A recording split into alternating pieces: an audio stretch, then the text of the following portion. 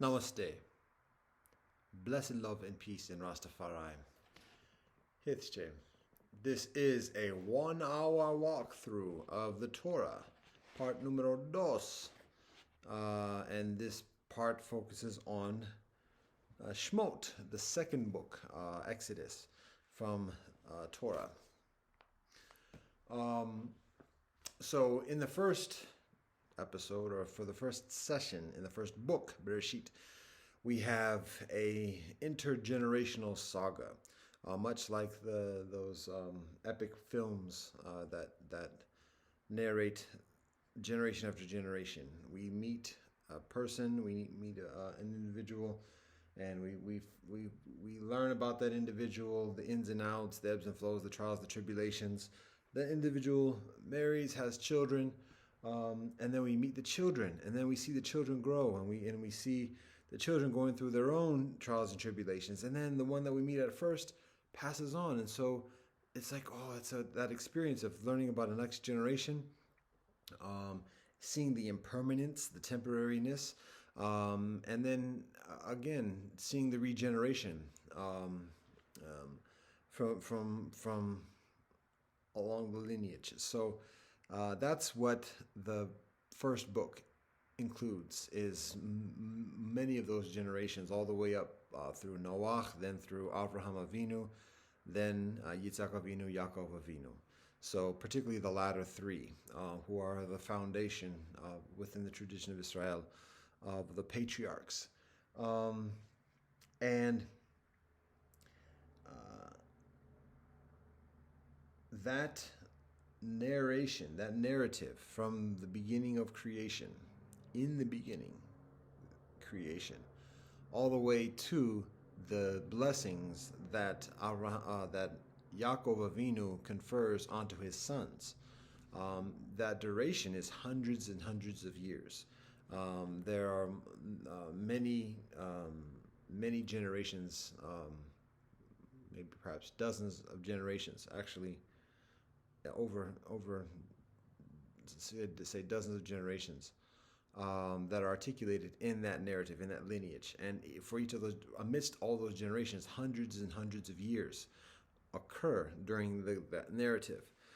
And so all that isn't contained just within that first book. So that is the foundation of the next 4 books of the Torah.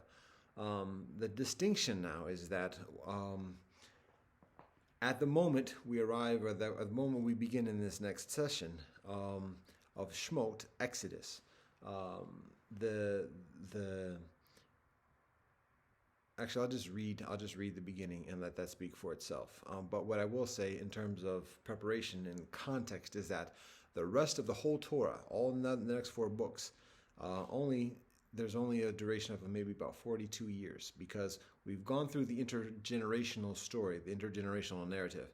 And now in this book, there is the arrival, the emergence of Moshe Rabbeinu, Moses. And for the rest of the Torah, it is the generation of Moses. So it's all one lifetime from this point. And so it's kind of like coming out of warp speed and then slowing down and then going into the ebbs and flows of this path, this walk. And so this narrative is one that also is universal. It resonates around the earth in terms of that actual process of confronting corruption, the authorities that are corrupt, the oppression, enslavement, learning what the righteous walk is, how to live in this life, going from that experience of being migratory shepherds, as Avraham Avinu is, Yitzhak Avinu is, and Yaakov Avinu is, into being settled as a distinct civilization, a distinct land, a distinct city, a distinct kingdom. That is this process that is being articulated and guided from this point of the Torah to the conclusion. And Moshe Rabbeinu is the leader who facilitates, who guides this. And so this is a narrative of that process of going from a migratory experience into enslavement, because that's explained continuing on here. So, and then into spiritual awakening and earthly sovereignty. So, as a reminder, the children of Israel are in Mitzrayim, are in Egypt, on friendly terms, on favorable terms. Yosef Avinu is the second in command because he's able to guide the Egyptian king, Pharaoh, and the people through the the years of abundance and then also the years of famine. And because of that, Yosef Avinu is able to bring in his family and support his family. So that is how things conclude from Bereshit. Things are in favorable terms, with the perception of it just being a temporary arrangement and the eventual returning to the land of Canaan, the land that is promised to Abraham Avinu and his progeny. That's the basic perception. But there's also knowledge that there is something else that is in store. So that being said, that sets up our walking through of the book of Shmot, and that begins with a blessing.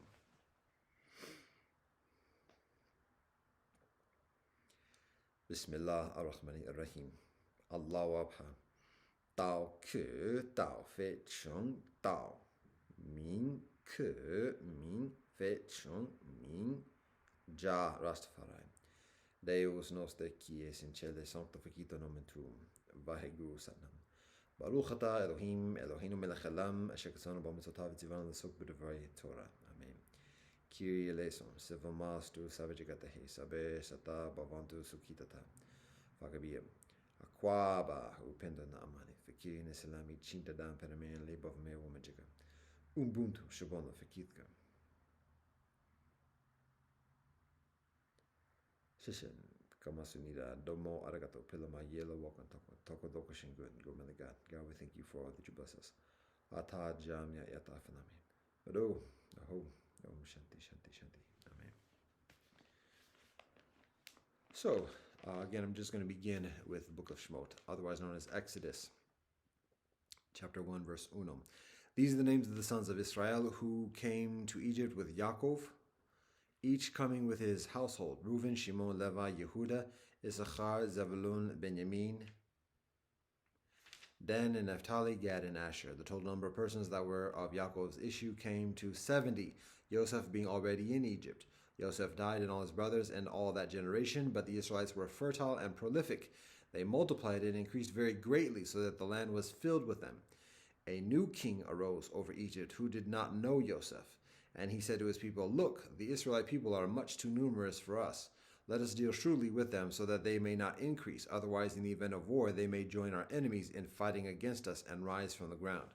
So they set taskmasters over them to oppress them with forced labor, and they built garrison cities for Pharaoh, Pithom and Ramses. But the further they were oppressed, the further they increased and spread out, so that the Egyptians came to dread the Israelites. The Egyptians ruthlessly imposed upon the Israelites the various labors that they made them perform. Ruthlessly they made life bitter for them with harsh labor at clay and bricks, and with all sorts of tasks in the field. The king of Egypt spoke to the Hebrew midwives, one of whom was named Shiphrah and the other Puah, saying, "When you deliver the Hebrew women, look at their birth stool. If it is a boy, kill him. If it is a girl, let her live." The midwives, fearing Elohim, did not do as the king of Egypt had told them. They let the boys live. So the king of Egypt summoned the midwives and said to them, "Why have you done this thing, letting the boys live?" The midwives said to Pharaoh, "Because the Hebrew women are not like the Egyptian women. They are vigorous. Before the midwife can come to them, they have given birth." And Elohim dealt well with the midwives, and the people multiplied and increased greatly. And because the midwives fear Elohim, Elohim established households for them. Then Pharaoh charged all his people, saying, "Every boy that is born you shall throw into the Nile, but let every girl live." Continuing on with chapter 2, a certain man of the house of Levi went and married a Levite woman.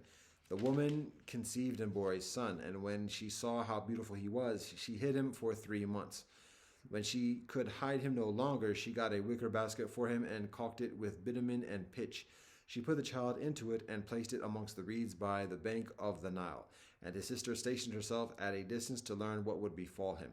The daughter of Pharaoh came down to bathe in the Nile, whilst her maidens walked along the Nile. She spied the basket amongst the reeds and sent her slave girl to fetch it. When she opened it, she saw that it was a child, a boy crying. She took pity on it and said, "This must be a Hebrew child."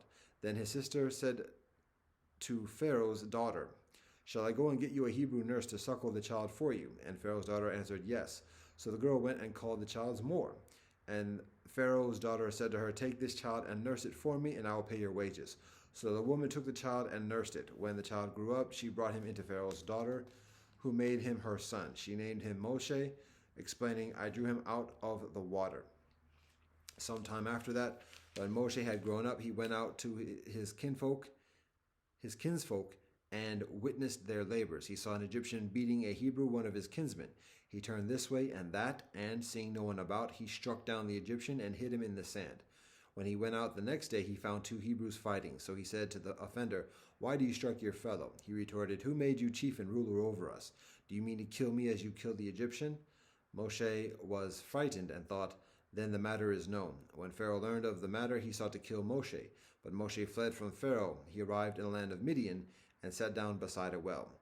Now the priest of Midian had 7 daughters. They came to draw water and filled the troughs to water their far's flock.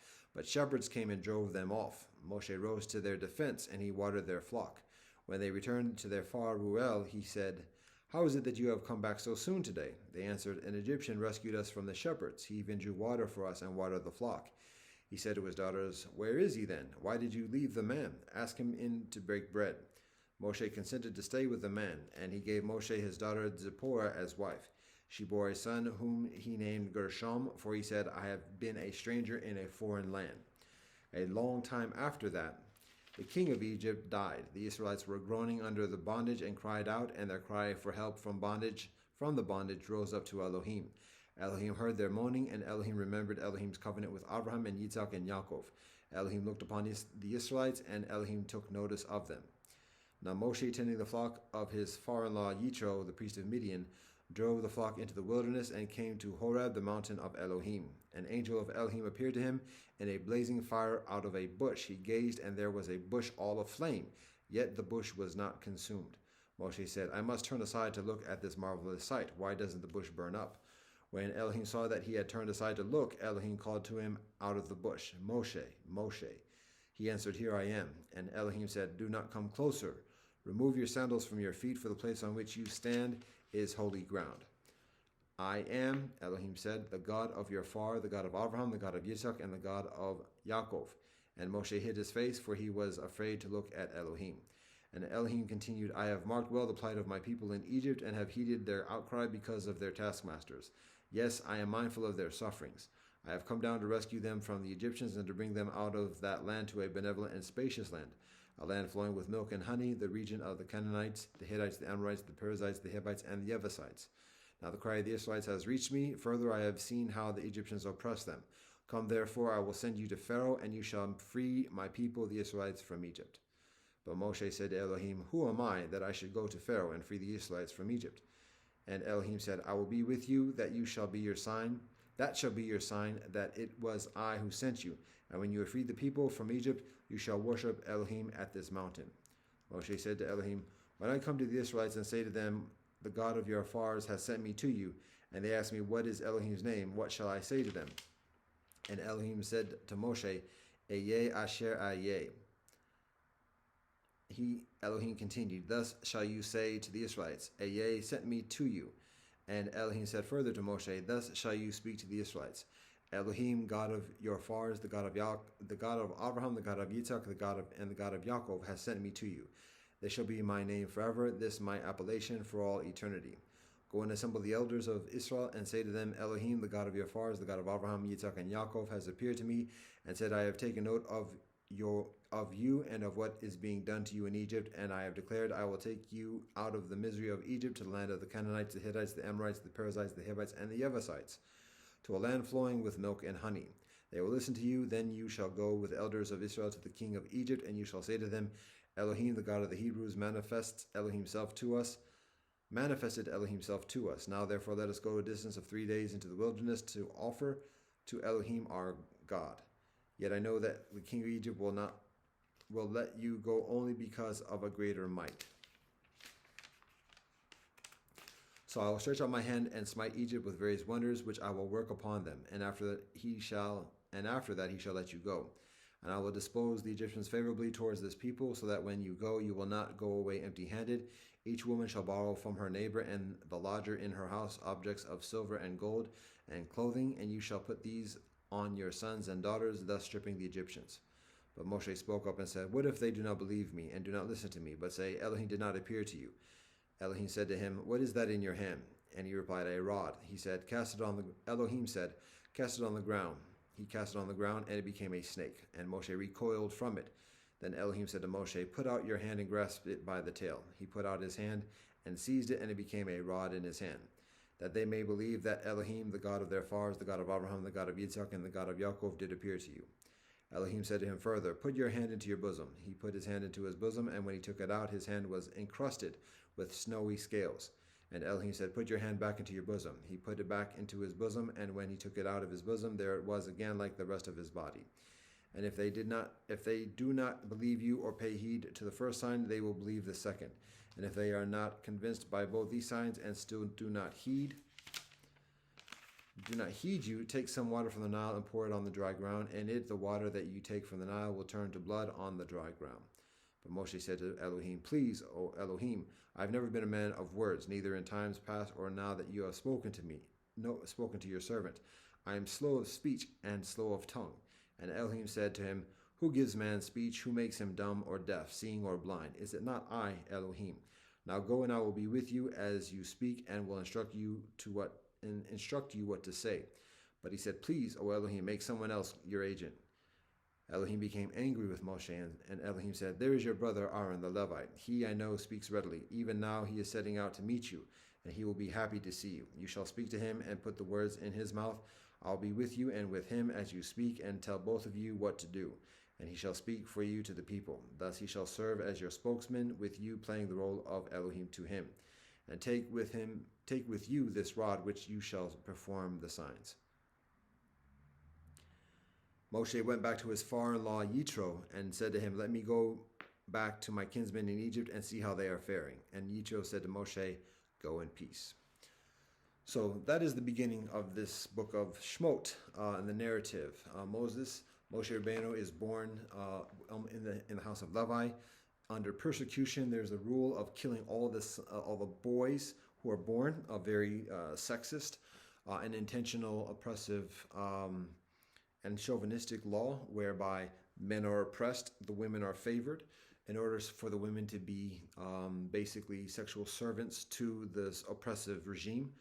So Moshe is born into this experience, Moshe Rabbeinu is, and his mor casts him into the Nile, and he is found by Pharaoh's daughter. The oppressive king's own daughter finds him, takes pity on him, and brings him into her house, and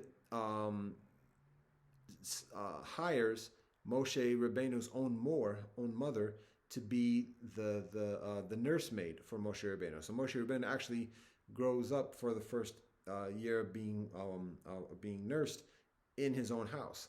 Then when he comes of age, of weaning, then he goes to live with Pharaoh's daughter, and he lives in the life of comfort and luxury and privilege, away from the oppression. And so when he does go into the field and sees his oppression, he sees one of the Egyptians abusing one of his own Hebrew kinsmen. He kills the Egyptian and hides it and thinks that it's not going to be known and just continue on with his lifestyle. But the next day he goes out again and he sees his own people fighting against each other and reference what he had done the previous day. So because of that, Moshe knows that people know what he did and that Pharaoh is going to try to kill him. So Moshe flees to another land, sees the young ladies, the young sister with the flock, helps them against their own persecution, being abused by the other shepherds. And then they tell their father-in-law, their father, Yitro. Yitro invites Moshe Rabbeinu to break bread with them and arranges Moshe Rabbeinu to marry his daughter. So Moshe Rabbeinu has refuge in Midian with a priest of Midian who is righteous and living in his house. He lives there for a while, has a son, two sons actually, and then one day is going through the wilderness and sees a bush burning, and it's not like turning to ash. It's just staying as a bush. So he recognizes, yo, something's going on here. So he stops, and then that's when he has the conversation with Elohim, and Elohim summons him to go back to Egypt and free his people. And instead of saying sure, Moshe is like, yeah, nah. Who am I? Come on, what are you talking about? People won't believe me. Won't believe me. Moshe has this speech impediment, and so Moshe tries to let go, even shirk that calling, that responsibility. And so he's conferred with the two signs. One is turning the rod into a snake.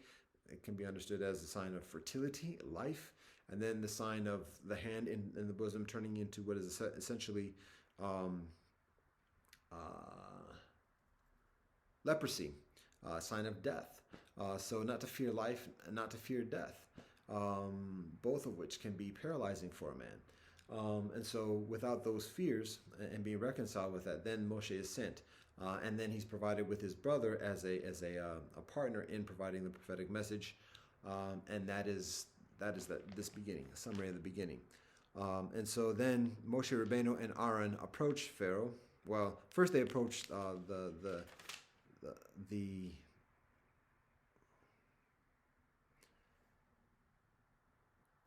the way to Egypt, there's a threat towards Moshe Rabbeinu and his house, and so his wife Zipporah, who's actually from a different tribe, circumcises her son, Moshe Rabbeinu's son, because they had not done so before, in order to appease the heavenly threat that was approaching the house of Moshe Rabbeinu. So as Moshe Rabbeinu continues on, he reunites with his brother, and then he and his brother approach the elders of the Israelites. And so then they confer the message of what's intended. And from that, then Moshe and Aaron approach Pharaoh, and with what that initial instruction is, to let the children of Israel go into the wilderness. And Pharaoh refuses. And instead of complying with that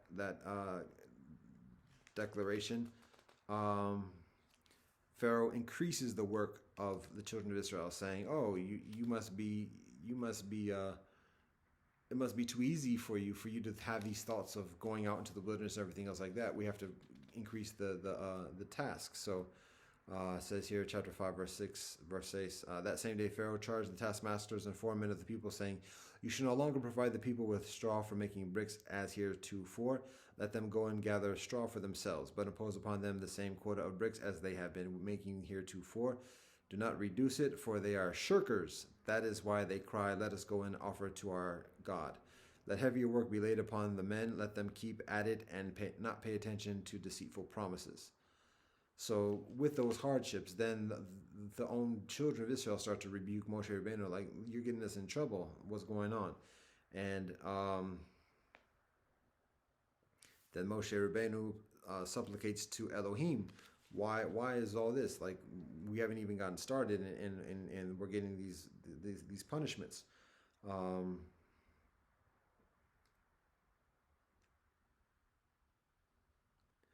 And then it concludes with chapter 6 saying, "Then Elohim said to Moshe, 'You shall soon see what I will do to Pharaoh. He shall let them go because of a greater might.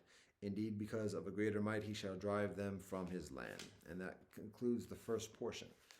And then continue on with the second portion, Va'era. Elohim spoke to Moshe and said to him, "I am Elohim. I appeared to Abraham, Yitzhak, and Yaakov as El Shaddai, but I did not make myself known to them by my name, Yad He Vav He. I also established my covenant with them to give them the land of Canaan, the land in which they lived as sojourners. I have now heard the moaning of the Israelites because the Egyptians are holding them in bondage, and I have remembered my covenant. Say therefore to the Israelite people, I am Elohim. I will free you from the labors of the Egyptians and deliver you from their bondage. I will redeem you with an outstretched arm and through extraordinary chastisements. And I will take you to be my people, and I will be your God, and you shall know that I, Elohim, am your God, who freed you from the labors of the Egyptians. I'll bring you into the land which I swore to give to Abraham, Yitzhak, and Yaakov, and I'll give it to you for a possession, I, Elohim." So again, there's affirmation of the relationship between the children of Israel and Elohim, but even further than, or even of further significance, or a joined significance, it's the relationship as well as the covenant, the responsibilities of righteousness and justice. So then there's a repetition of the heads of the houses of each of the sons of Israel. There's further details concerning the specific tribe of Levi, because that is the tribe that Moshe Rabbeinu is born into.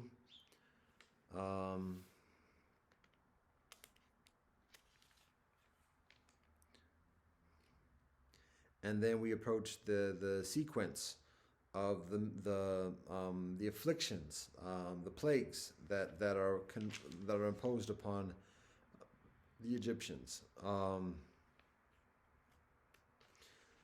In the first encounter,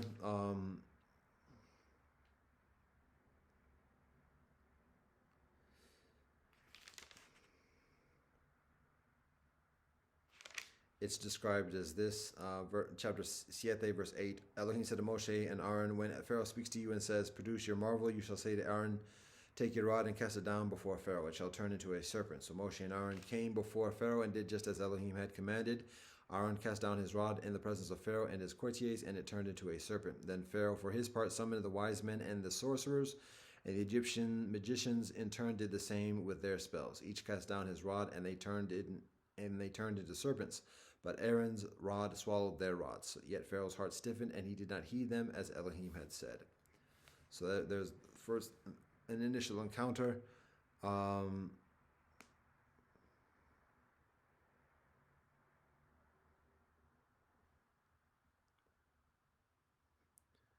Then we get into the plagues.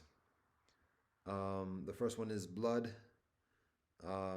Thus says the Lord, by this you shall know that I am Elohim. See, I shall strike the water in the Nile with the rod that is in my hand, and it will be turned into blood, and the fish in the Nile will die. The Nile will stink, so that the Egyptians will find it impossible to drink the water of the Nile. And it's appropriate to note that it is Aaron actually that takes the rod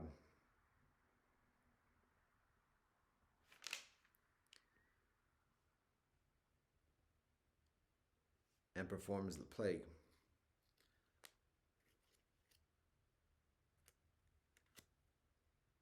And in response to this plague, Pharaoh disregards, doesn't pay attention. And the Egyptians have to deal with the hardships of the vile, defiled water.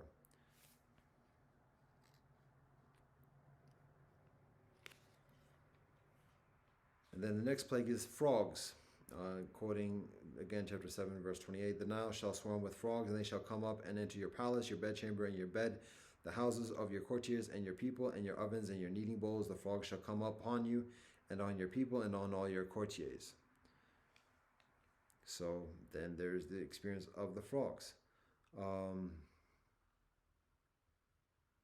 And it describes later in chapter 8, verse 4, then Pharaoh summoned Moshe and Aaron and said, plead with Elohim to remove the frogs from me and my people, and I will let the people go to offer to Elohim. And so Moshe agrees, and the frogs are removed.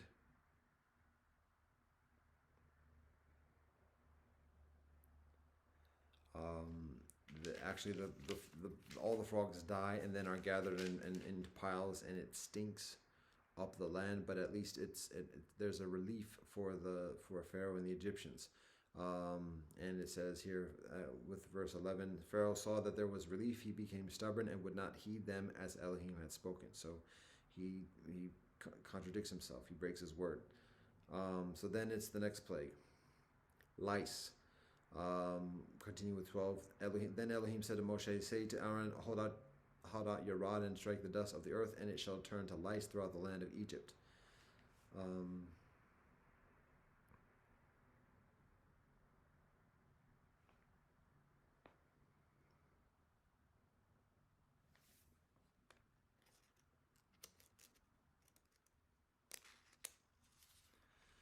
And and Pharaoh is still stubborn. The next plague is insects, swarms of insects that fill the land.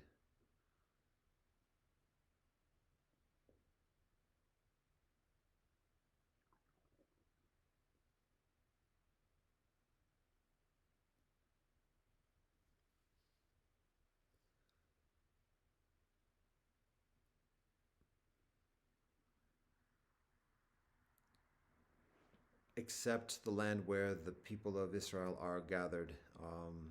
It's not infested with the insects. And it says in verse 20, heavy swarms of insects invaded Pharaoh's palace and the houses of his courtiers throughout the country of Egypt. The land was ruined because of the swarms of insects.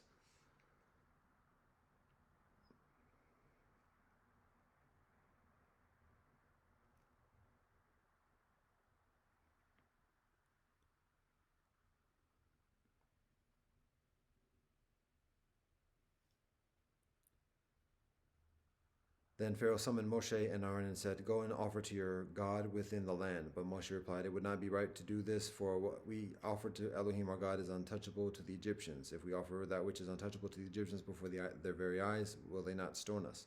So we must go a distance of 3 days into the wilderness and offer to Elohim our God, as Elohim may command us." Pharaoh said, "I will let you go to offer to Elohim your God in the wilderness, but do not go very distant. Plead then for me." And Moshe said, "When I leave your presence, I will plead with Elohim that the swarms of insects depart manana from Pharaoh and his courtiers and his people. But let not Pharaoh again act deceitfully, not letting the people go to offer to Elohim." Again, later, but Pharaoh became stubborn. Verse 28. But Pharaoh became stubborn this time also and would not let the people go. Then the next plague is, let my people, chapter 9, verse 1, beginning, "Let my people go to worship me. If you refuse to let them go and continue to hold them, then the hand of Elohim will strike your livestock in the fields and horses, the asses, the camels, the cattle, and the sheep with a very severe pestilence."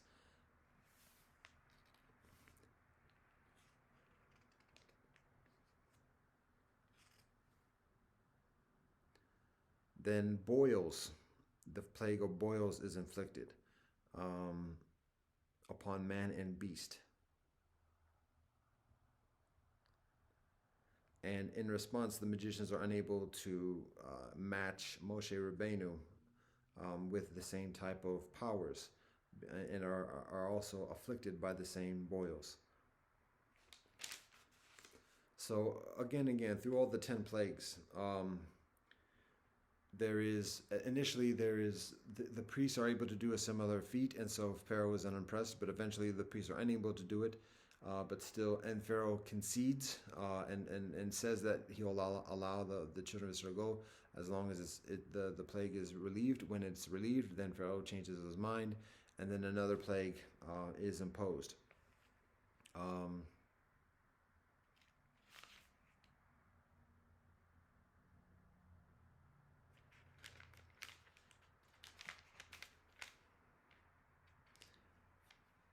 The plagues in sequence: bloody waters, the frogs, the vermin,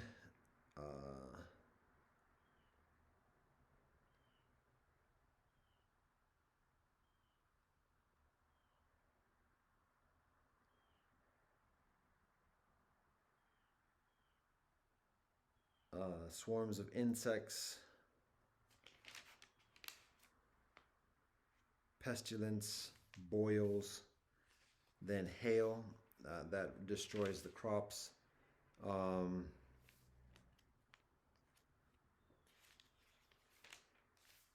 And we have the conclusion of this portion, and then the next portion is bow. It begins with the 8th plague, which is locusts, and then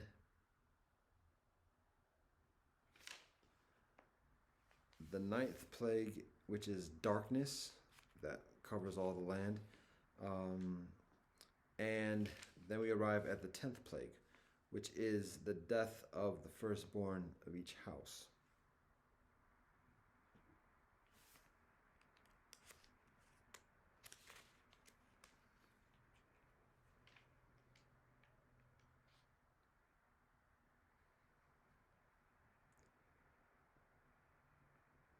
So, as this 10th plague approaches, this is when we have the establishment of the ritual of Pesach, Passover, which signifies the passing over of the houses of Israel. So, in this plague, the firstborn of every person in Egypt is killed, dies, except for those who provide a sign in front of the door signifying compliance with the covenant of Elohim and favor for the liberation of the children of Israel. And so that angel of death, the bringer of death, passes over those houses because they are signified accordingly. And so this is established as a yearly ritual. It's not just this one occasion, but from this moment on, every year there's a commemoration of this plague and this redemption and this passing over, Pesach. The rituals that are prescribed for Pesach are articulated, are detailed here as well, as it's being prepared to actually happen. And this is the final leaving of Mitzrayim, of Egypt, to be liberated. So there's a formidability, there's an encouragement that's necessary, because everything that was familiar to the current generation is going to be left to go into the wilderness. So it's a matter of gathering the strength, gathering possessions, going to the neighbors and soliciting contributions. And by that point, everybody else just wants the children of Israel to go. They've been fatigued by all these plagues. They want to be done with it. So they give gold and silver, as it's stated at the beginning. Part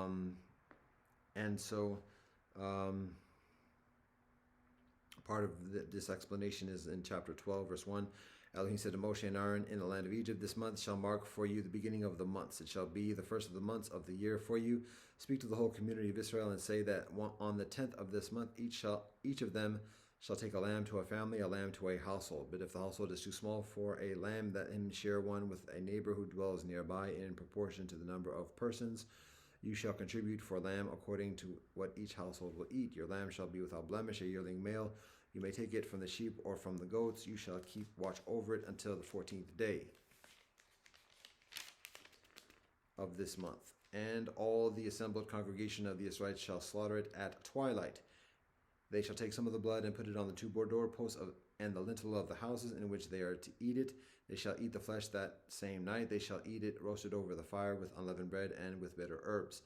Do not eat any of it raw or cooked in any way with water, but roasted, head, legs, and entrails over the fire. You shall not leave any of it until matin. If any of it is left until matin, you shall burn it. This is how you shall eat it: your loins girded, your sandals on your feet, and your staff in your hand, and you shall eat it hurriedly. It is a Passover offering to Elohim. For that night I will go through the land of Egypt and strike down every firstborn in the land of Egypt, both man and beast, and I will mete out punishments to all the deities of Egypt, I Elohim. And the blood on the houses where you are staying shall be a sign for you. When I see the blood, I will pass over you, so that no plague will destroy you when I strike the land of Egypt. This day shall be to you one of remembrance. You shall celebrate it as a festival to Elohim throughout the ages. You shall celebrate it as an institution for all time. 7 days you shall eat unleavened bread. For the very first day you shall remove leaven from your houses. For whoever eats leavened bread from the first day to the 7th day, that person shall be cut off from Israel. You shall celebrate a sacred occasion on the first day and a sacred occasion on the 7th day. No work at all shall be done on them. Only what every person is to eat, that alone may be prepared for you.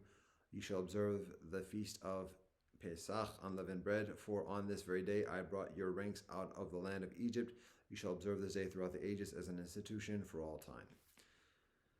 And the significance of unleavened bread is bread that doesn't have yeast, bread that doesn't have leavening, things that make it rise and puff up, that make it increasingly palatable and satisfying.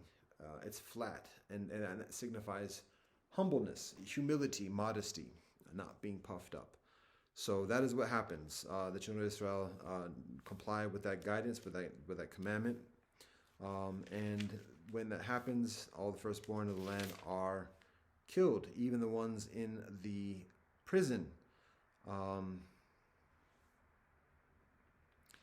And there is further description of continuing the observance of Pesach in the proceeding years, generation after generation.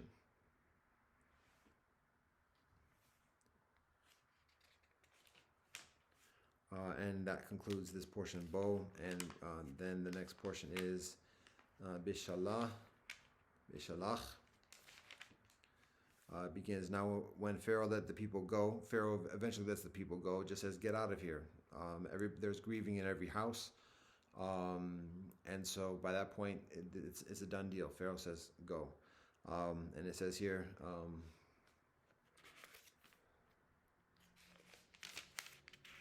chapter 13, verse 17, now when Pharaoh let the people go, Elohim did not lead them by way of the land of the Philistines, although it was nearer.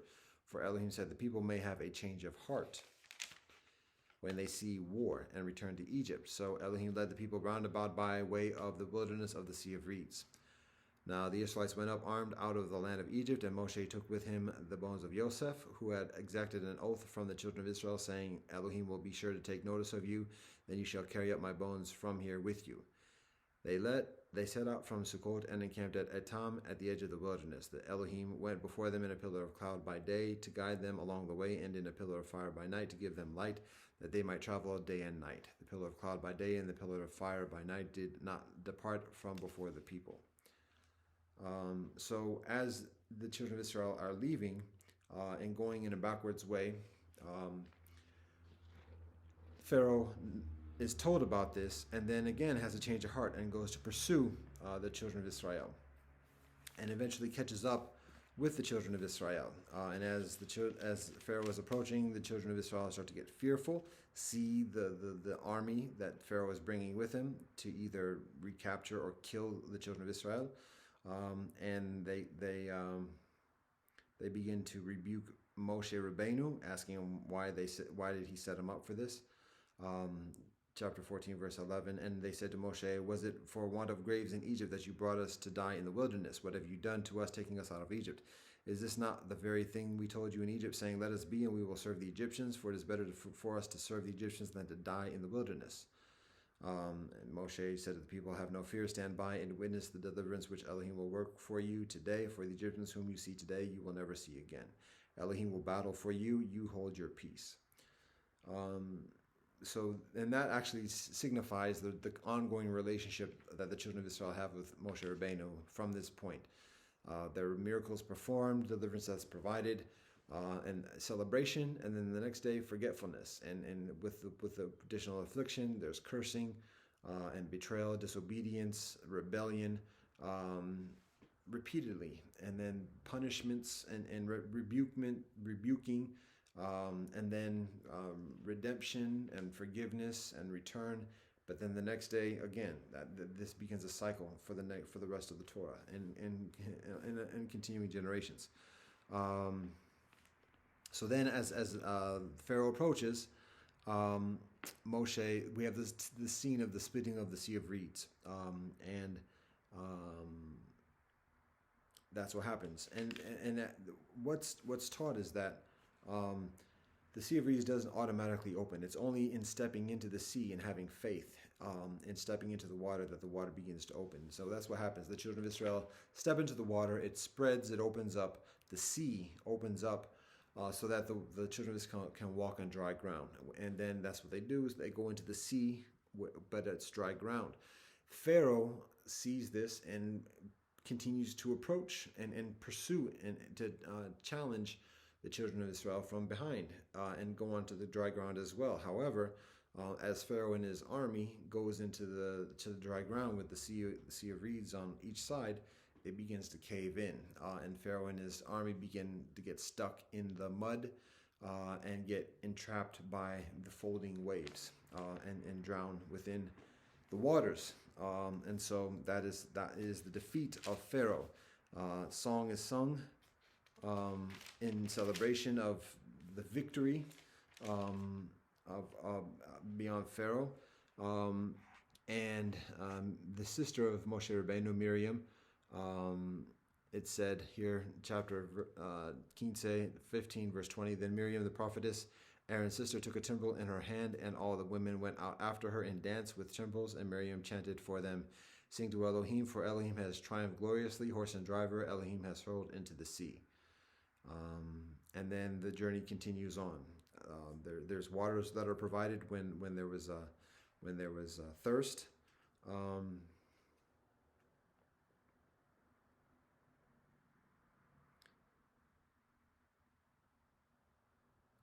And we have this articulation with verse 25, beginning, there Elohim made for them a fixed rule, and there Elohim put them to the test. Elohim said, if you will heed Elohim your God, diligently doing what is upright in Elohim's sight, giving ear to Elohim's commandments, and keeping all Elohim's laws, then I will not bring upon you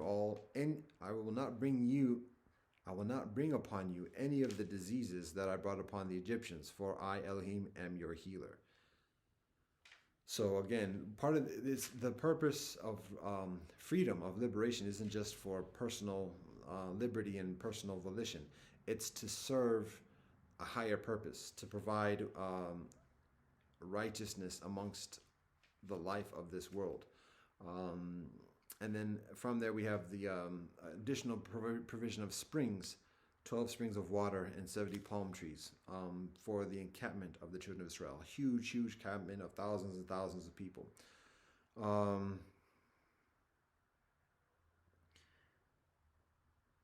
Then there's hunger, wanting of food. And so then there is the conveyance of the manna, raining bread from the heavens. Another miracle.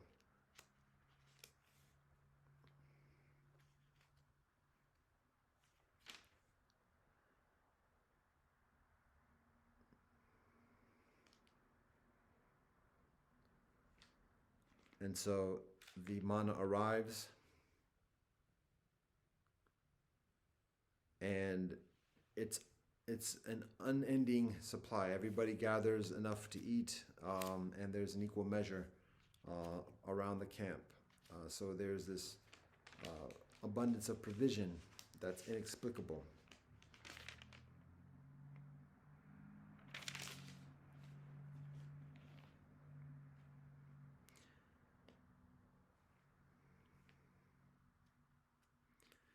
There's also the establishment of the observance of Shabbat during this sequence.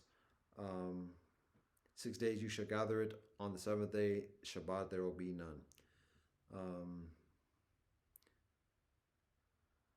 Beginning actually further from preceding that, chapter 16, verse 25. Then Moshe said, eat it today, for today is a Shabbat of Elohim. You will not find it today on the plain. 6 days you shall gather it. On the seventh day, Shabbat, there will be none.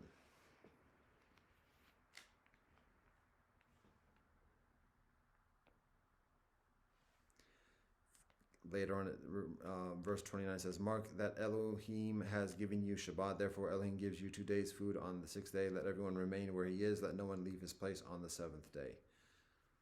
So now we're having a conference of the mitzvot, the commandments, rightful behavior, further thirsting, searching for water, and cursing and rebellion because of that, and then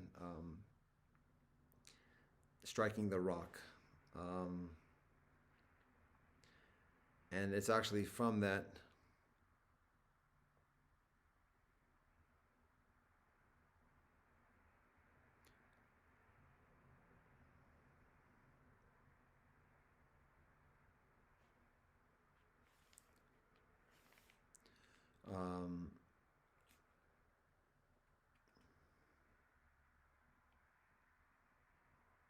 I'll reference that later.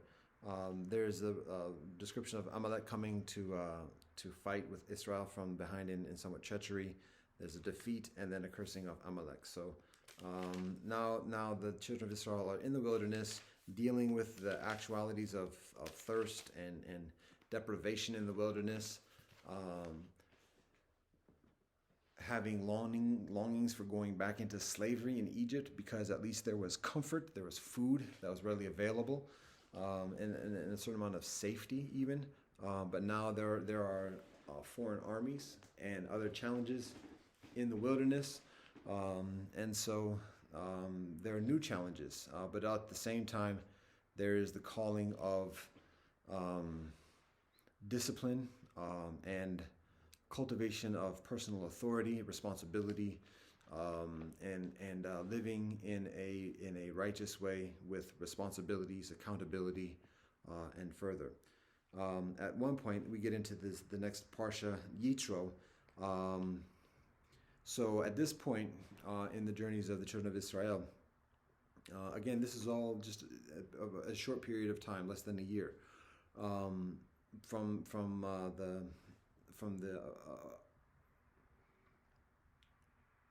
from the exodus from Egypt into the wilderness. So this is a very brief period of time, um, and from that, at that moment, Moshe Rabbeinu's father-in-law Yitro, who was in Midian, hears about this and then reunites with Moshe Rabbeinu, joins his camp, and brings Moshe Rabbeinu's wife Zipporah and his children, Moshe Rabbeinu's children, with him to reunite with Moshe after he had gone through all of this experience of challenges in Egypt. At one point, Yitro was observing Moshe settling quarrels amongst the children of Israel, and Yitro provides him advice, saying,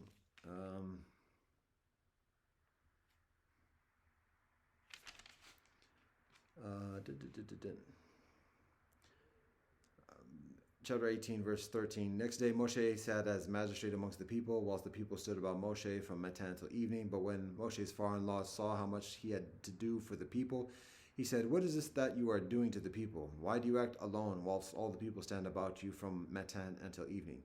Moshe replied to his father-in-law, "It is because the people come to me to inquire of Elohim. When they have a dispute, it comes before me, and I decide between one person and another, and I make known the law and teachings of Elohim." But Moshe's father-in-law said to him, "The thing you are doing is not right. You will surely wear yourself out, and these people as well, for the task is too heavy for you. You cannot do it alone. Now listen to me. I will give you counsel, and Elohim be with you. You represent the people before Elohim. You bring the disputes before Elohim, and enjoin upon them the laws and the teachings, and make known to them the way they are to go, and the practices they are to follow. You shall also seek out from amongst all the people capable men who fear Elohim, trustworthy men who spurn ill-gotten gain. Set these over them as chiefs of thousands, hundreds, fifties, and tens, and let them judge the people at all times. Have them bring every major dispute to you, but let them decide every minor dispute themselves. Make it easier for yourself by letting them share the burden with you. If you do this, and Elohim so commands you, you will be able to bear up, and all these people too will go home unwearied." So that's what Moshe does. He confers authority upon some of the chiefs of thousands, hundreds, fifties, and tens, and they judge the people accordingly, so that it's not all upon Moshe to do it by himself. From there, Moshe's father-in-law continues on his way. And immediately after that advice is shared, after Moshe confers authority onto others, this is when the Ten Commandments are provided, the covenant at Sinai.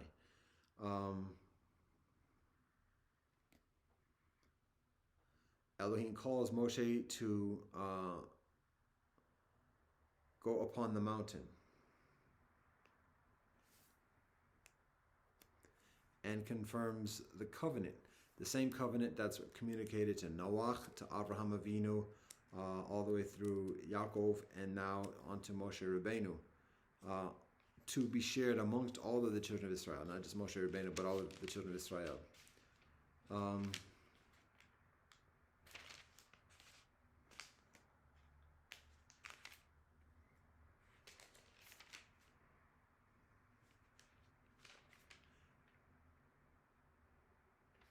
And when this is communicated to Moshe Rabbeinu, the children of Israel agree to abide, to obey this command.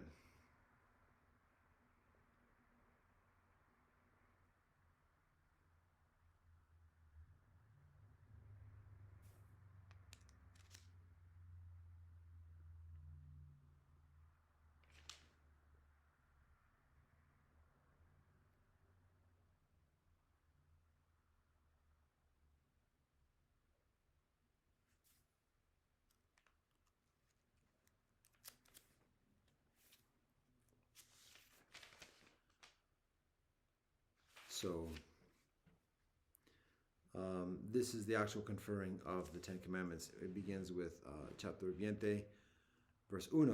Elohim spoke all these words, saying, I, Elohim, am your God, who brought you out of the land of Egypt, the house of bondage. You shall have no other deities besides me. You shall not make for yourself a sculptured image or any likeness of what is in the heavens above, or on the earth below, or in the waters under the earth. You shall not bow down to them or serve them, for I, Elohim, your God, am an impassioned God, visiting the guilt of the parents upon the children, upon the third and upon the fourth generations of those who reject me, but showing kindness to the 1,000th generation of those who love me and keep my commandments. You shall not swear falsely by the name of Elohim your God, for Elohim will not clear one who swears falsely by Elohim's name. Remember Shabbat and keep it holy. 6 days you shall labor and do all your work, but the seventh day is a Shabbat of Elohim your God. You shall not do any work, you, your son or daughter, your male or female slave, or your cattle, or the stranger who is within your settlements. For in 6 days Elohim made heaven and earth and sea, and all that is in them, and Elohim rested on the seventh day. Therefore Elohim blessed Shabbat and hallowed it. Honor your far and your more, that you may long endure on the land that Elohim your God is assigning to you. You shall not murder, you shall not commit adultery, you shall not steal, you shall not bear false witness against your neighbor, you shall not covet your neighbor's house, you shall not covet your neighbor's wife, or his male or female slave, or his ox, or his ass, or anything that is your neighbor's. So that is the conveyance of the Ten Commandments, the Dies Mitzvot from Mount Sinai. From this, it continues. All the people witnessed the thunder and lightning, the blare of the horn, and the mountain smoking. And when the people saw it, they fell back and stood at a distance. You speak to us, they said to Moshe, and we will obey. But let not Elohim speak to us, lest we die. Moshe answered the people, Be not afraid, for Elohim has come only in order to test you, and in order that the fear of Elohim may be ever with you, so that you do not go astray. So the people remained at a distance while Moshe approached the thick cloud where Elohim was.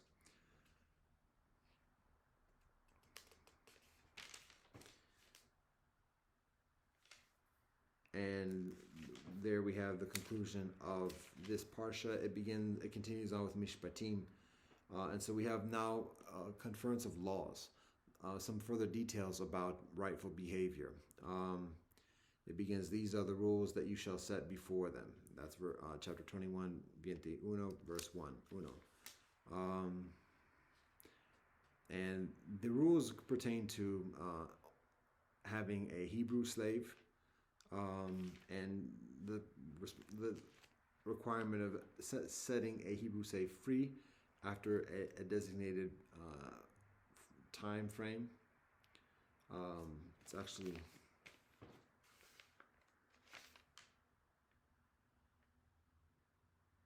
six years that is specifically stipulated, and then details about what happens when that emancipation is practiced.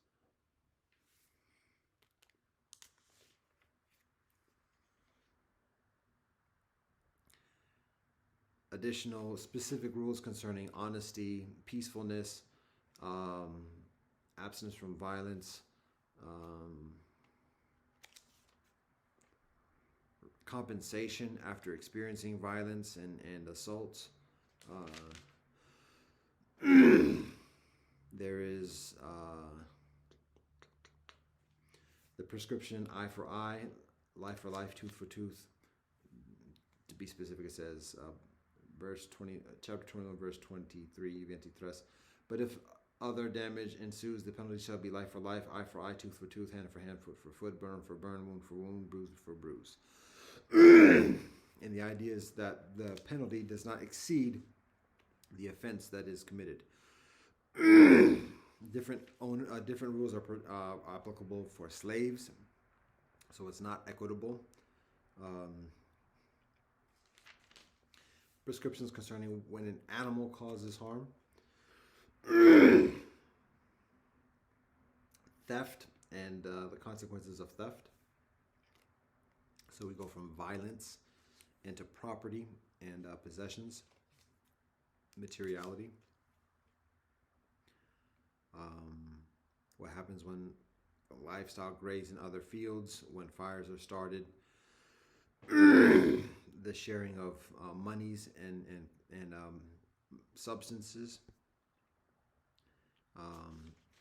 in other people's safekeeping, and when theft or missing loss occurs. Circumstances when borrowing livestock to others from others, lending it to others. Then it gets into descriptions of adultery or sexual interaction. It's very specific here, or it's very brief here. It gets further detailed later in the Torah. If a man seduces a virgin, this is looking at chapter 22, verse 15. If a man seduces a virgin for whom the bride price has not been paid and lies with her, he must make her his wife by payment of a bride price. If her father refuses to give her to him, he must still weigh out silver in accordance with the bride price for virgins. So it's actually a distinct consequence compared to adultery, or if it is somebody else's wife, which is notable. Then basic, I think a category to describe these practices. Basically, practices of, one way of describing it is superstition, or other types of spiritual kind of deception. Then there is further description of just plain righteousness, beginning with chapter 22, verse 20. You shall not wrong a stranger or oppress him, for you were strangers in the land of Egypt. You shall not ill-treat any widow or orphan. If you do mistreat them, I will hear their outcry as soon as they cry out to me, and my anger shall blaze forth, and I will put you to the sword, and your wives shall become widows, and your children orphans. If you lend money to my people, to the poor amongst you, do not act towards them as a creditor. Exact no interest from them. If you take your neighbor's garment in pledge, you must return it to him before the soleil sets. It is his only clothing, the only covering for his skin. In what else shall he sleep? Therefore, if he cries out to me, I will pay heed, for I am compassionate.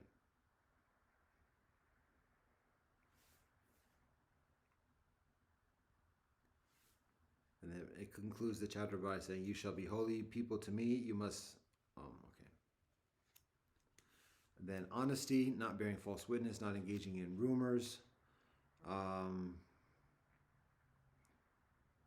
Even further details of righteous behavior. When you encounter your enemy's ox or ass wandering, you must take it back to him. Your enemy's ox or ass wandering, you must take it back to him. When you see the ass of your enemy lying under its burden and would refrain from raising it, you must nevertheless raise it with him. You shall not subvert the rights of your needy in their disputes. Keep distant from a false charge. Do not bring death on those who are innocent and in the right, for I will not acquit the wrongdoer. Do not take bribes, for bribes blind the clear-sighted and upset the pleas of those who are in the right. You shall not oppress a stranger, for you know the feelings of the stranger, having yourselves been strangers in the land of Egypt. 6 years you shall sow your land and gather in its yield, but in the 7th you shall let it rest and lie fallow. Let the needy amongst you, your people, eat of it, and what they leave let the wild beasts eat. You shall do the same with your vineyards and your olive groves. 6 days you shall do your work, but on the 7th day you shall cease from labor, in order that your ox and your ass may rest, and that your bondman and the stranger may be refreshed. Be on guard concerning all that I have told you. Make no mention of the names of other deities. They shall not be heard on your lips. And here we have the conveyance of the festivals, the major festivals that the Torah prescribes. 3 times a year you shall hold a festival for me. You shall observe the feast of unleavened bread, eating unleavened bread for 7 days, as I have commanded you, at the set time in the month of Abib. For in it you went forth from Egypt, and none shall appear before me empty-handed. And the feast of the harvest, of the first fruits of your work, of what you sow in the field, and the feast of ingathering at the end of the year, when you gather in the results of your work from the field. 3 times a year all your males shall appear before the sovereign Elohim.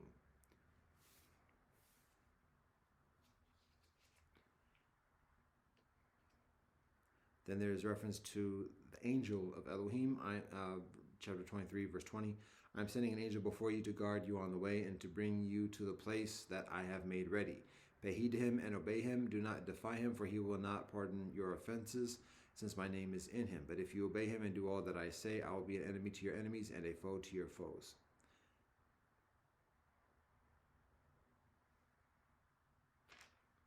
It continues on further by stating, verse 27, I will send forth my terror before you, and I will throw into panic all the people amongst whom you come, and I will make all your enemies turn tail before you.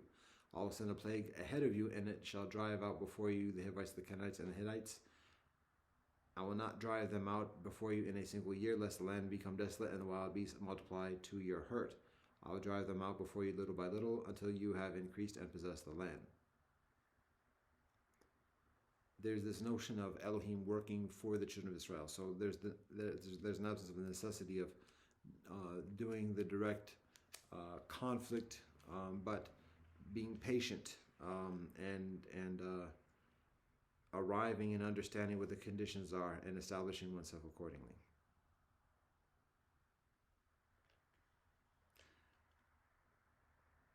So then there is the distinction of the tribe of Levi with chapter 24. Then Elohim said to Moshe, come up to Elohim with Aaron, Nadav, and Avihu, and 70 elders of Israel, and bow low from a distance. Moshe alone shall come near to Elohim, but the others shall not come near, nor shall the people come up with him. So in the emergence of Moshe Rabbeinu, there is the establishment of the tribe that he comes from, Levi, as priests amongst Israel. Aaron is designated as the Kohen Gadol, the high priest, and the specific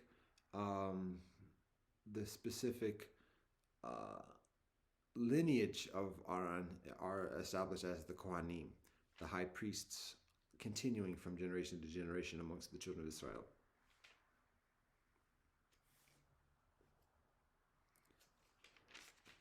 So then we have the conclusion of this parsha. Then the next one is Terumah. Elohim spoke to Moshe, saying, tell the Israelites people to bring me gifts. You shall accept gifts for me from every person whose heart so moves him. And these are the gifts that you shall accept from them: gold, silver, and copper, blue, purple, and crimson yarns, fine linen, goat's hairs, tan ram skins, dolphin skins, and acacia wood, oil for lighting, spices for the anointing oil, and for the aromatic incense, lapis lazuli, and other stones for setting, for the ephod and for the breast portion. And let them make me a sanctuary, that I may dwell amongst them, exactly as I show you the pattern of the tabernacle and the pattern of all its furnishings, so shall you make it. So this is the beginning of the construction of the Mishkan, the holy tent, where our tabernacle that serves as the sanctuary, where ritual is conducted. So all those materials that are solicited as gifts are for the construction of the Mishkan, the different components of it, as well as for the garments for the priests who do the rituals. And then there's further specific details about the different elements of the Mishkan, from the actual frame.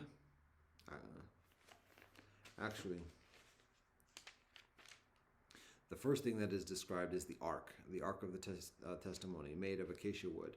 That is the first item that is described in terms of its construction and its features, how to construct it. Made with acacia wood, outlaid with gold, and additionally cherubim, angels, being carved or formed on the top of it. Further details: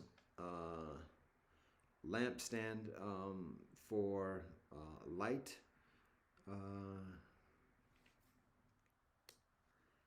and then what is referred here as the tabernacle, which is the Mishkan. There's the description of strips of cloth being made with what is the blue, purple, and crimson yarns.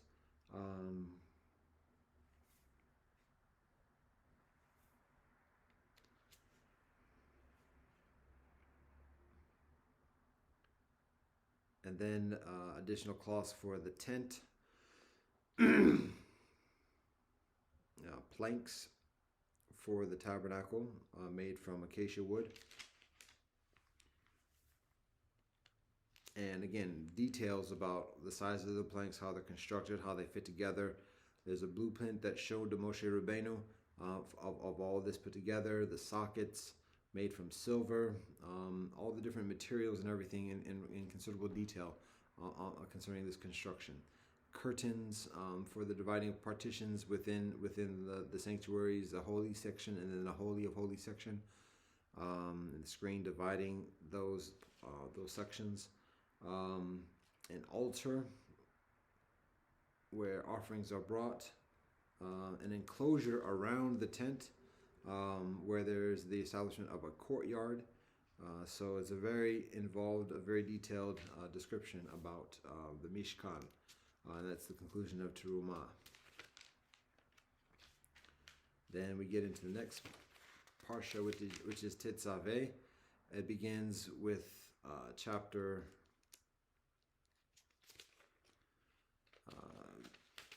27, verse 20. You shall further instruct the Israelites to bring you clear oil of beaten olives for lighting, for kindling lamps regularly. Aaron and his sons shall set them up in the tent of meeting outside the curtain, which is over the ark of the pact, the covenant, to burn from evening to matin before Elohim. It shall be a dew from the Israelites for all time throughout the ages. It further on describes, next chapter, you shall bring forward your brother Aaron with his sons from amongst the Israelites to serve me as priests.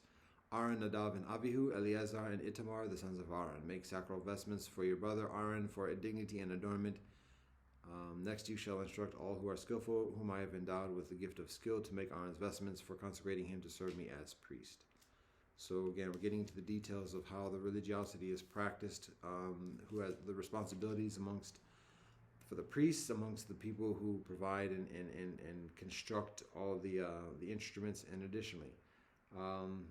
And then that the garment is described, the cloth of the clothing, a breastplate that is worn, and gems with symbolism included within the ornamentry that's provided to the priest, the purposefulness with that.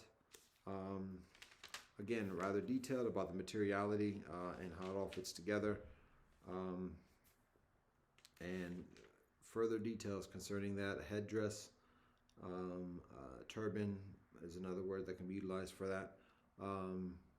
Linen breeches, linen clothing, layers of linen woven in a specific way with specific materials.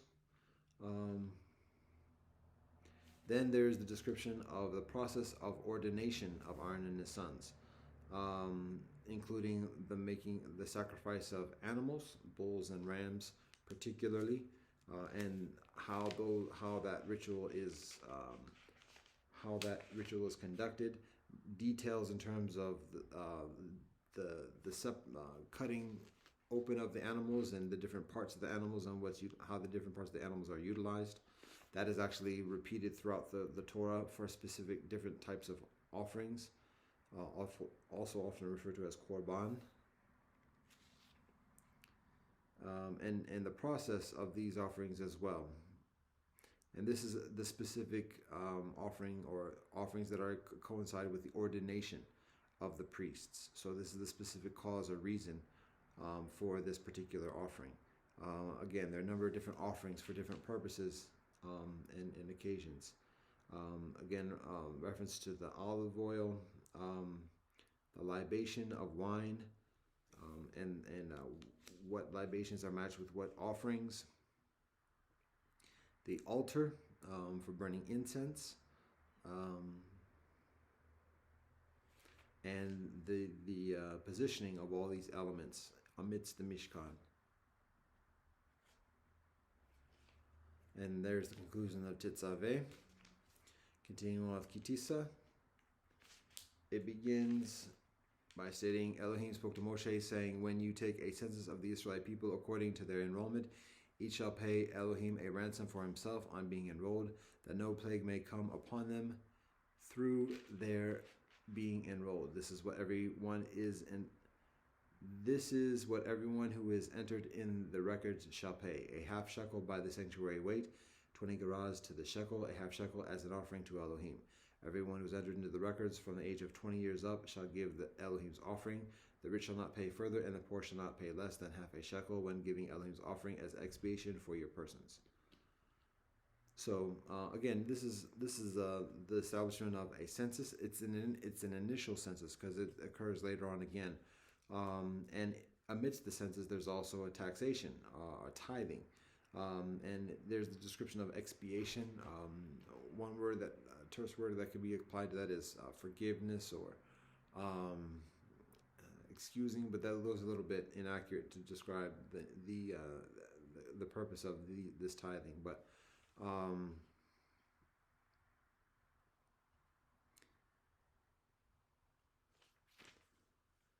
From that, there's the guidance concerning making of incense and the different ingredients that are included within the incense. And it's a sacred incense that is not to be utilized for other than the purposes of ceremonial of ceremony with the Mishkan. Specific craftspeople are identified as having the talents to do this, particularly the leadership and to lead others in constructing all of these materials. And so all of this is happening, again, just within a very brief period of time. After amidst all of this text, it's only a brief period of time. It's not even a year since the Exodus. So it's a very brief period of time when all of this is conveyed. Actually, this is extremely brief because Moshe is actually providing all of this, is being provided with all of this whilst he's on the mountain, on Mount Sinai by himself, right amidst the conveyance of the 10 Commandments. So it's a very brief period of time. There's the 40 days and 40 nights. So all of this is shared with Moshe Rabbeinu.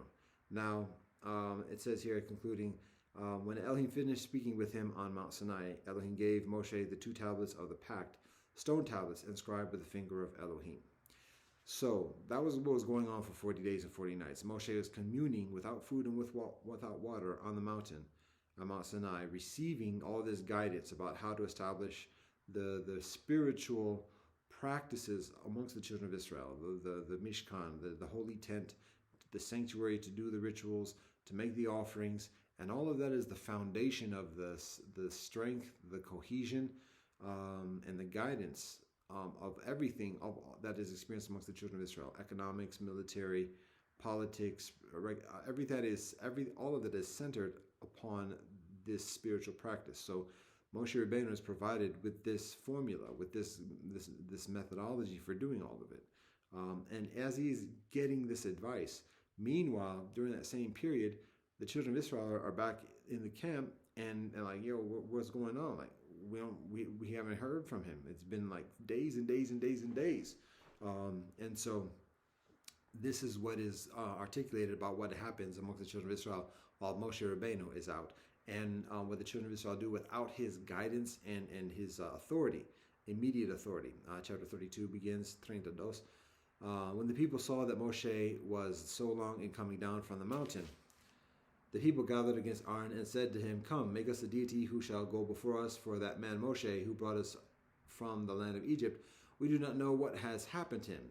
Aaron said to them, "Take off the gold rings that are on the ears of your wives, your sons, and your daughters, and bring them to me." And all the people took off the gold rings that were in their ears and brought them to Aaron. This he took from them and cast in a mold and made into it a molten calf. And they exclaimed, "This is your deity, O Israel, who brought you out of the land of Egypt." When Aaron saw this, he built an altar before it, and Aaron announced, "Mañana shall be a festival of Elohim." Early next day, the people offered up burnt offerings and brought offerings of well-being. They sat down to eat and drink, and then rose to dance. Elohim spoke to Moshe, "Hurry down, for your people whom you brought out of the land of Egypt have acted basely. They have been quick to turn aside from the way that I enjoined upon them. They have made themselves a molten calf and bowed low to it and sacrificed to it, saying, 'This is your deity, O Israel, who brought you out of the land of Egypt.'" Elohim further said to Moshe, "I see that this is a stiff-necked people. Now let me be, that my anger may blaze forth against them, and that I may destroy them and make of you a great nation." But Moshe implored Elohim, his God, saying, "Let not your anger, O Elohim, blaze forth against your people, whom you delivered from the land of Egypt with great power and with a mighty hand. Let not the Egyptians say, 'It was with evil intent that Elohim delivered them, only to kill them off in the mountains and annihilate them from the face of the earth. Turn from your blazing anger and renounce the plan to punish your people. Remember your servants Abraham, Yitzhak, and Israel, how you swore to them by yourself and said to them, I'll make your offspring as numerous as the stars of heaven, and I'll give to your offspring this whole land of which I spoke to possess forever. And Elohim renounced the punishment Elohim had planned to bring upon Elohim's people. So we have another incident of advocacy on behalf of others. And when Moshe arrives back at the camp, he sees what's going on.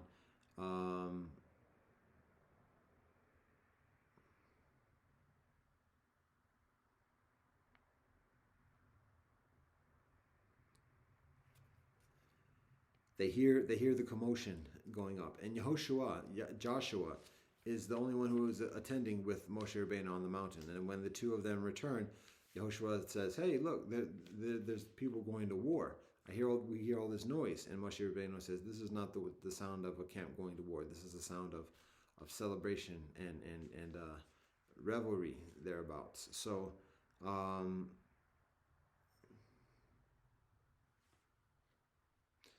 When Moshe sees it, it says here, chapter 32, verse 19. Well, I'll read the whole thing.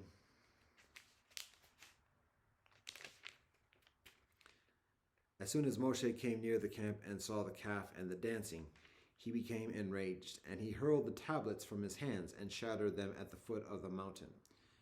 He took the calf that they had made and burned it. He ground it to powder and strewed it upon the water, and so made the Israelites drink it. So there are the two tablets. Those are the two stone tablets on which the commandments are etched in stone, are written in stone. And so Moshe is bringing these down with him. And when he sees the camp partying and has this golden calf that they're making prayers to, he throws them down, breaks them, and then burns the calf into powder, and then forces the powder to be drunk with the water. Then Moshe goes to Aaron and says, "Yo, what are you doing?" And Aaron says, "The people are rebellious. I had to do this in order to keep peace."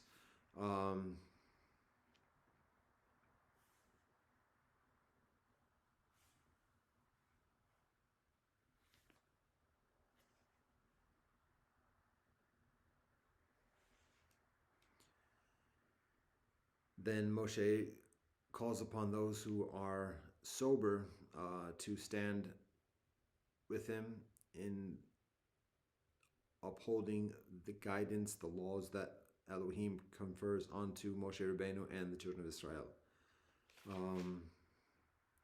Then, from there, Moshe goes back up the mountain.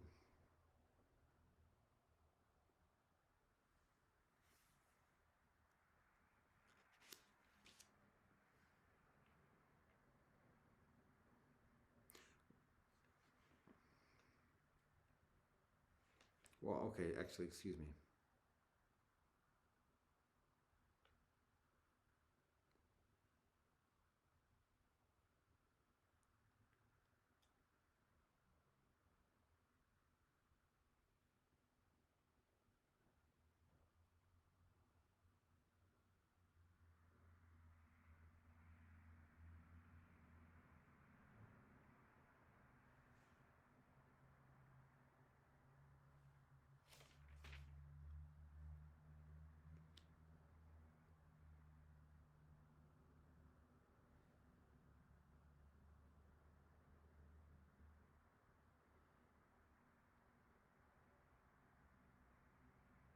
Okay, so actually before that, there's a further interaction and sequence between Moshe Rabbeinu.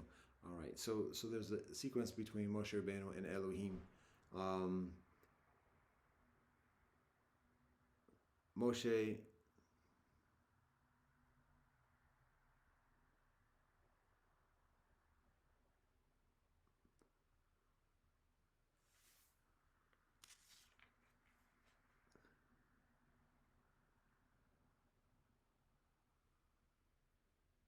Moshe makes further supplication to Elohim,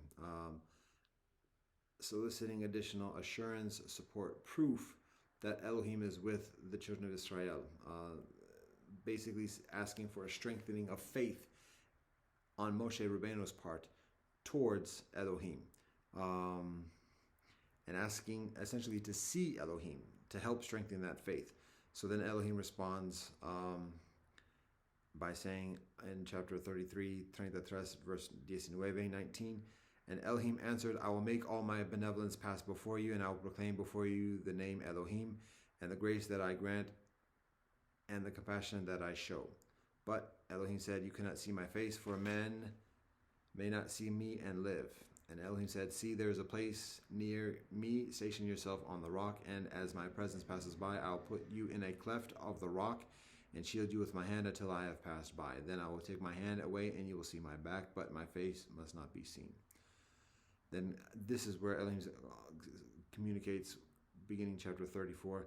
Elohim said to Moshe, carve 2 tablets of stone like the first, and I will inscribe upon the tablets the words that were on the first tablets, which you shattered.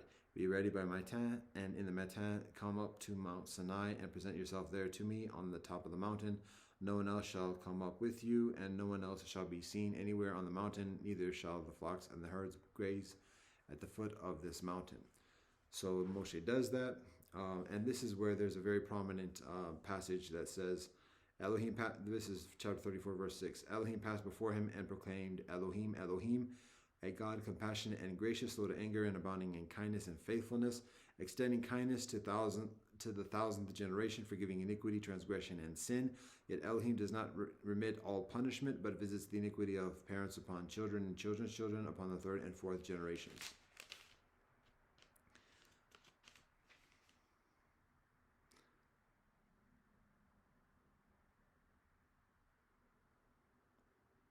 Then later on, Elohim confirms, Elohim, verse 10, Elohim said, I hereby make a covenant. Before all your people I will work such wonders as have not been wrought on all the earth or in any nation, and all the people who are with you shall see how awesome are Elohim's deeds, which I will perform for you.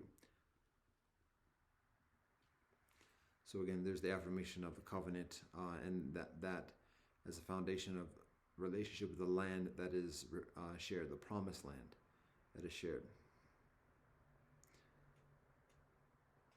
There's further reference to offerings. Firstborn, specific days. There's the reference of Shabbat. And then Moshe goes up upon Mount Sinai again. When he does, his face is described as radiant. His skin glowing from the being in the presence of Elohim. And that's the conclusion of Kitisa, this Parsha. Then is Vayachel, which begins with chapter 35. Moshe then convoked the whole of Israel, the Israelite community, and said to them, these are the things that Elohim has commanded you to do. On 6 days work may be done, but on the 7th day you shall have a Shabbat of complete rest, holy to Elohim. Whoever does any work on it shall be put to death. You shall kindle no fire throughout your settlements on Shabbat.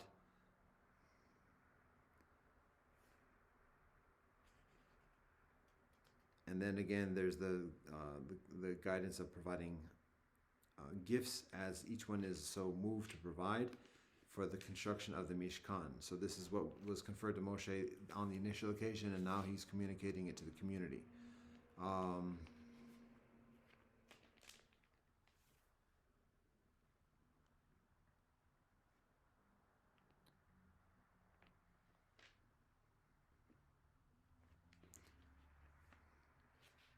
So the people respond and provide those contributions. The craftspeople receive it and begin making the materials for the Mishkan and all the elements around it.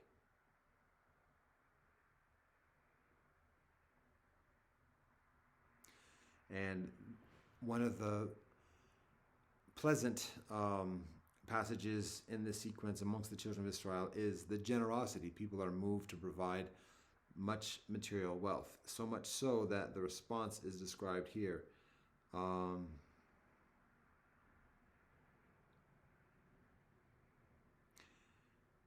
chapter 36, verse 3. They took over from Moshe all the gifts that the Israelites had brought to carry out the tasks connected with the service of the sanctuary. But when these continued to bring free will offerings to him, matin after matin, all the artisans who were engaged in the task of the sanctuary came, each from the task upon which he was engaged, and said to Moshe, "The people are bringing further than is needed for the tasks entailed in the work that Elohim has commanded to be done." Moshe thereupon had this proclamation made throughout the camp: "Let no man or woman make further effort towards gifts for the sanctuary." So the people stopped bringing. Their efforts had been further than enough for all the tasks to be done. So there is that positive affirmational experience of a collective generosity and cooperation. Then there's the description of the assembly of the Mishkan. All the components being brought together, all the planks, the sockets, the curtains, the different instruments, the ark,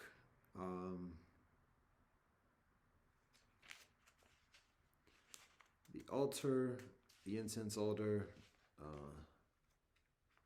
the table, the lampstand. Not all. I'm not saying it in order. Actually, I'm sequence, but I can say it in sequence.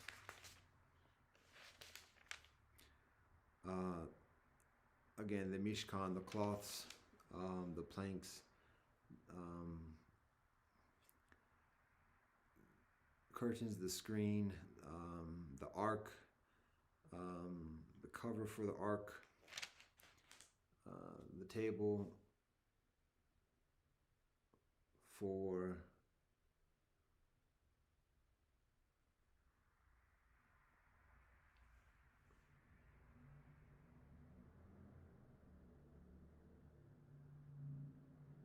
I think that's the bread, but it also says libation. The lampstand, the incense altar, the altar for burnt offerings. All these are being constructed and completed. Lavers and further utensils, and then the enclosure around the Mishkan to establish the courtyard on all the different sides, and the decorative hangings amidst that as well. And that is the conclusion of this parsha. The next one, Pikudei, begins. These are the records of the tabernacle of the pact, which were drawn up at Moshe's bidding, the work of the Levites under the direction of Itamar, son of Aaron, the priest. Now Bazazel, son of Uri, son of Hur, of the tribe of Yehuda, had made all that Elohim had commanded Moshe. At his side was Aholiab, son of Ahisamach, of the tribe of Dan, carver and designer, and embroiderer in blue, purple, and crimson yarns, and in fine linen. Then there's the description of how much gold is involved, how much silver is involved, the copper, precious metals, all the different materials are listed again. Now there's the description of the garments that the priests wear, the Kohen Gadol, the tunics, the breast portion, the ephod,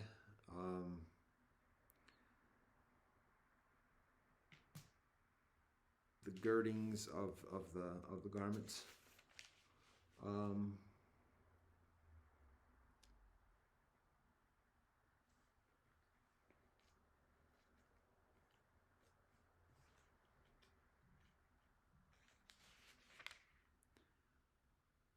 And it says here in chapter 39, verse 32, "Thus was completed all the work of the tabernacle of the tent of meeting. The Israelites did so just as Elohim had commanded Moshe, so they did.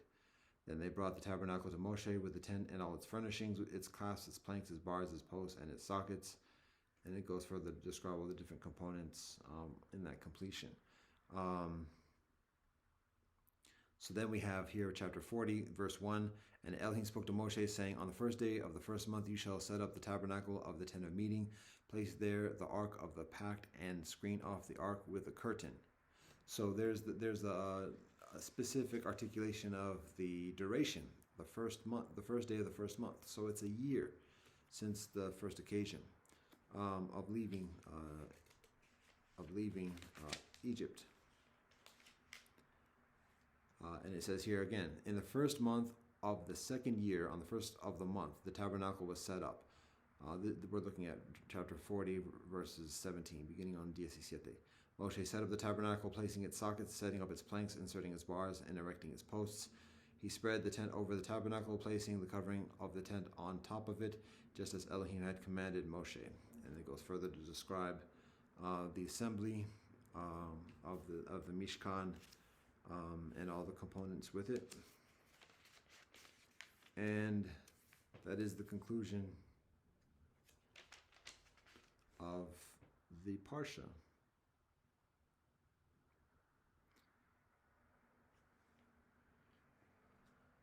I will just describe something that was described before.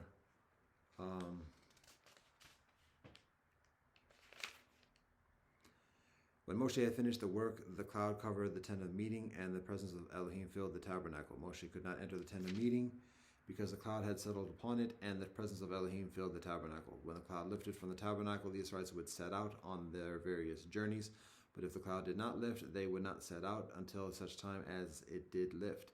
For over the tabernacle a cloud of Elohim rested by day, and fire would appear in it by night, in the view of all the house of Israel throughout their journeys.